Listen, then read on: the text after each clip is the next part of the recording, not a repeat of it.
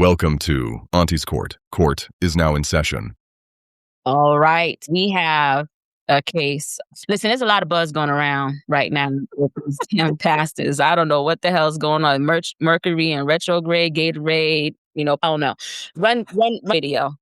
Next week, I'm asking all church members about the parking lot tax return so that I can review them. I'm going to stop some of y'all playing my face on signing off on Sunday morning. So this is one of many, right? We've seen, I guess, over the last couple of years, different variations of pastors with these demands about money. I feel like it's blasphemous. Stand that there's a way, when you're in the church, you tithe. I get that. But don't ever want to feel pressured in terms of the amount that I should be giving. I will share a short story. There was a time way back when I went to a church. It wasn't my church, but I went to a church with a family member. And this family, and they were praising this pastor. And I get up there. I get in there. I was following his word. It was going to a left and the right and the this and the that. But I'm following. When it came down to the end of the service, he literally said, passing that little bucket around, and he was like, you need to put in there. He said, I don't want nothing in there that's going to make noise. Don't put nothing in there that's going to make noise. Then that clink, clink. So my family member, they laughing. Oh, ha, pastor, you so funny. They throwing in whatever. That turned me off so bad when the bucket came up.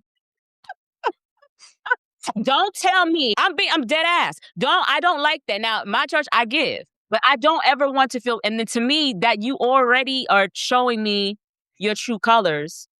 I don't like that. And I don't think it's good for the church as a whole. And I was looking at the congregation, including my family members, because people get fucked up into that.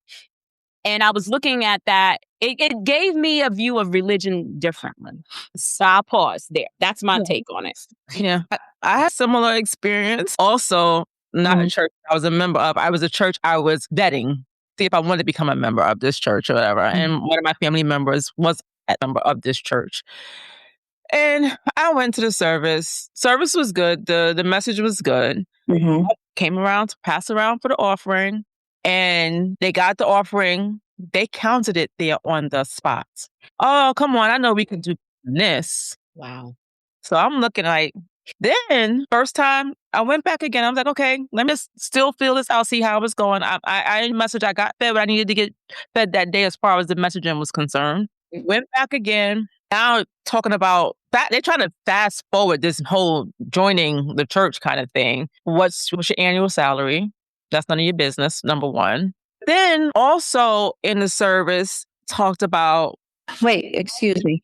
They asked for your information during service? Not during service, not in front of the congregation. Okay. This is when they're talking about, when you want to join. When you want to join. That was that conversation. But there was other experiences that either before or after the conversation, I can't remember because this was some time ago, where a message was, they were collecting money to send pastor and wife on an anniversary trip. Why is the congregation responsible for that? Because furthermore, both of them were actually still actively working regular jobs.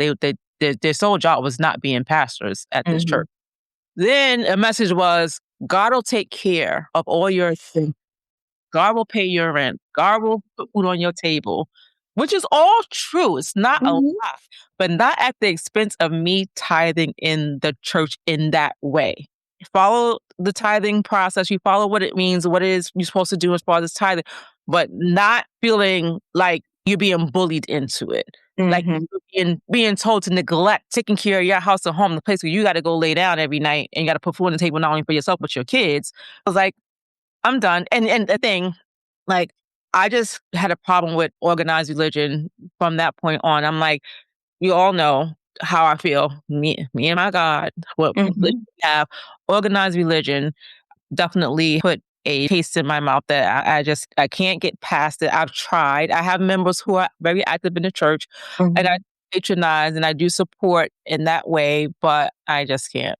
You guys already know how I feel. I've mentioned this numerous times. I grew up as a Jehovah's Witness. There was no passing around asking for tithe or anything like that. how you gave was people would actually offer their skill set. If there was any type of construction that needed to be done to our church, there was people there that did the work. That was how they donated their time. Or when we bought like pamphlets and things like that, that money is what's used towards things like that. But when I stopped going and tried to find another church, I didn't like how people were being judged, how they went about trying to get people to give money. And the one experience that I think I mentioned before, there was a Baptist church that I was going up around my area, and the pastor and his wife moved to Atlanta. So now I'm back after 3 years of going to this particular church, trying to find another location. So my girlfriend told me, someone that I work with said that they had service on Sunday. She invited me to come. I go with her to service. An hour in, the collection plate is coming around, but they also have it now where you have the credit card machines where they come around and take your money. So it's not my church. I normally wouldn't give but I gave $20. They, I guess, printed off who gave what at the end before the service is even over now, and came back to the front and started calling people out. Oh. And started walking back around to these people with the machine, asking them to give more money. And then he had the nerve to come up in front of me and say, well, it looks like you're living well. You can give more. I said, but I already gave $20. And this is all during service. Wait, you look like you're living well? Yeah. What does that look like? Because he actually saw me driving in. Okay. And you know what I drive. Okay. So, Tim, I'm living well because I have that. So I kindly grabbed my thing and said, excuse me to him, and walked out. Yeah. And never went back to that church. But it's just the point of how they go about calling people out. You don't know who has what. Even if it wasn't for me, you calling out other people who clearly, one of them had 5 kids with them.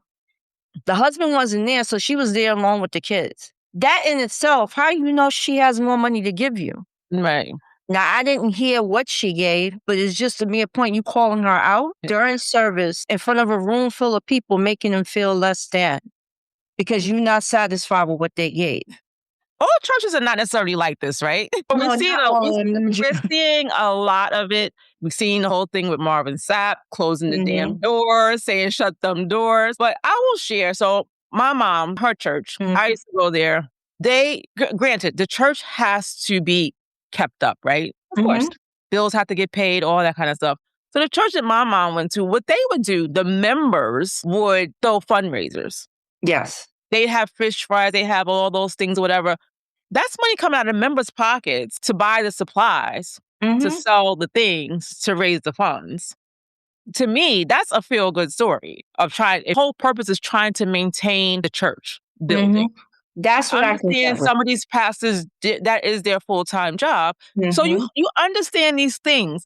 But when you see stuff like this, it makes people, it's like, how do you expect to bring people to the church? How do you expect to have people come and go to the church and fellowship when you're doing things like this?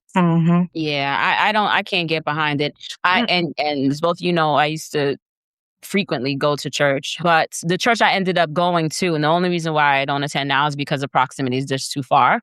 Doing amazing things. They built a whole entire building. Even back when I was going, they would, as your kid was going to college, it was no question they were getting some sort of stipend from the church. Yeah, and again, it's all based on the tithes from the members.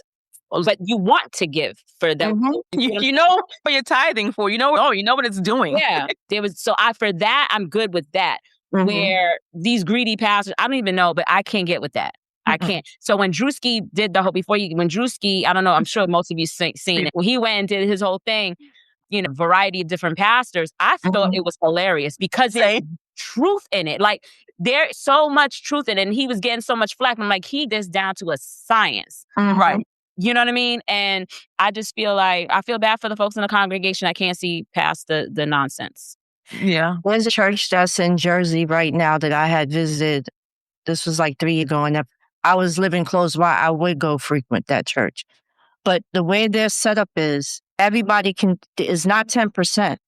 They ask that they contribute this amount and is going into a pool. They have a bank. They have a scholarship fund where money is going out to children that's coming up in the church to help pay for college. They had an account for the elderly to help them with their expenses and things. I mean, the things that they were doing, and you can clearly see the pastor and his wife, they weren't taking advantage of what was being given. We're not there to support them. They were actually putting in their money and helping this out. Both up in their roles, voices. Right? It would make you want to go to church and even services during the week because of the things that they were doing. That's the stuff that I like to see. When you go to another church where you got a Rolls Royce outside, wearing a Rolex, wife got the fur on and the big ass diamonds on her chest, but then you got a leak in the bathroom and you got stuff going on in the back of the church, where the money go? But you expecting people to be giving up their hard-earned money who's not living like you because you living off of us to keep service going.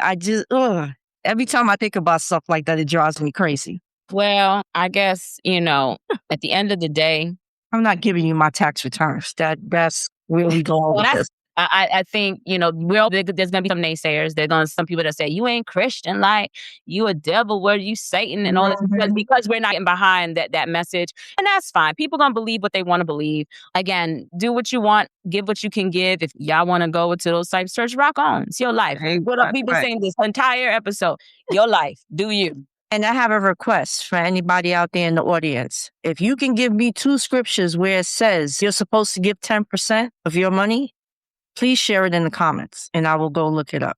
Okay. You're going to say, why are you looking up yourself? No. Because I'm asked this question repeatedly and nobody can give me a scripture. So hopefully somebody be it. Apparently it's in the Bible that it says you're supposed to give 10%. Did you take it to AI? No, I didn't. They supposed to tithe, but bottom line is I'm going to give what I feel is correct. And I'm not giving nobody my tax returns for you to figure out what I should be giving you. No, that's not happening. A church audit. You are being audited by the church. Because he said he's playing with me. I know y'all. I'm playing in my face, yeah. All right now. Shoot. So I guess it's clear that we have all deemed this pastor guilty. Guilty, child. In this case, you guilty. Ain't nobody. Go ahead. But we say guilty, but I'm sure there's going to be some other people that's going to. And y'all rock on and y'all go ahead and give them your tax returns and all that jazz and give them all your money. Go ahead, do it.